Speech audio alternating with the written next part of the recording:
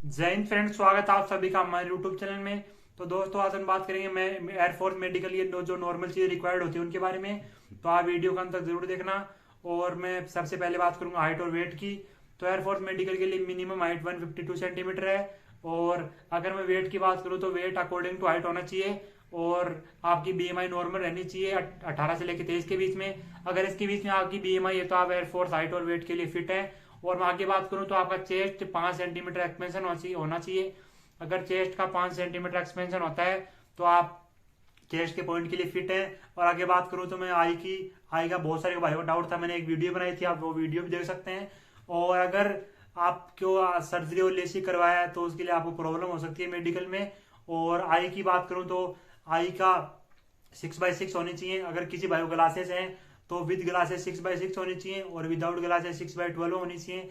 और उसके अगर बात करूं मैं तो हियरिंग होती है 6 मीटर दूर से आपको कुछ वर्ड बोलकर सुना जाते हैं। अगर आपकी दोनों कानों की पावर आप सही है और बराबर है और अगर आप वो वर्ड सुन पाते हैं तो आप हियरिंग के लिए फिट हो जाते हैं। और उसके अंदर आपके कान का जो पर्दा है वो भी सही होना चाहिए और कान के अंदर वैक्स भी नहीं होना चाहिए क्योंकि वैक्स से भी कई भाइयों को पॉइंट मिल जाता है।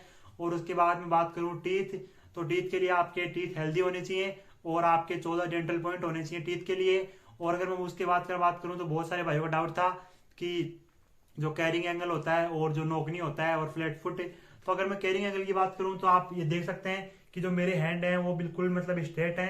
अब ये यहाँ से मतलब यहाँ से दोनों जो कोहनी है वो टच नहीं होनी चाहिए, बिल्कुल मतलब सीधे होने चाहिए हैंड। अगर किसी भाई के टच होते हैं तो वो एक बड़ी प्रॉब्लम है, तो उसको एक्सरसाइज करनी चाहिए। आप पुशअप भी लगा सकते हैं, उससे भी कैरिंग एंगल ठीक होता है।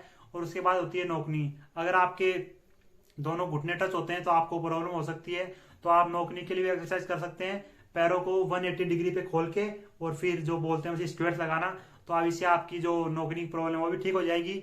और उसके बाद में बात करूं फ्लैट फुट, तो फ्लैट फुट की भी एक बहुत बड़ी प्रॉब्लम रहती है क्योंकि जिसको है उसकी वो जल्दी से ठीक नहीं होती। क्योंकि अगर आपको फ्लैट फुट है तो आप उसके अंदर अपने जूते के अंदर कुछ एक साइड रख के और उसको जूते को पहने जा जाता, तो उससे आपकी जो फ्लैट फुट की प्रॉब्लम है वो भी ठीक हो जाएगी।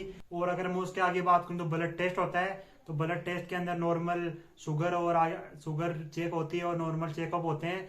तो वो चीज़ें नॉर्मल है, उसके लिए आपको कोई चेकअप की ज़रूरत नहीं है, वो चीज़ें आपकी वहाँ चेक की जाती हैं। और यूरिया टेस्ट होता है और एक्सरे होता है, हार्ट का एक्सरे होता है। तो उसके अंदर कुछ देखते हैं कि किसी के हार्ट में कोई प्रॉब्लम तो नहीं है।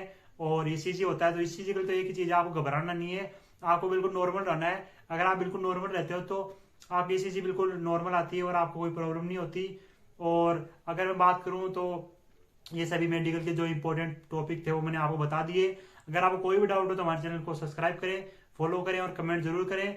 और आप बेल आइकन प्रेस जरूर करें और आप वीडियो को ज़्यादा ज़्यादा शेयर करें। जय हिंद फ्रेंड्स, थैंक यू।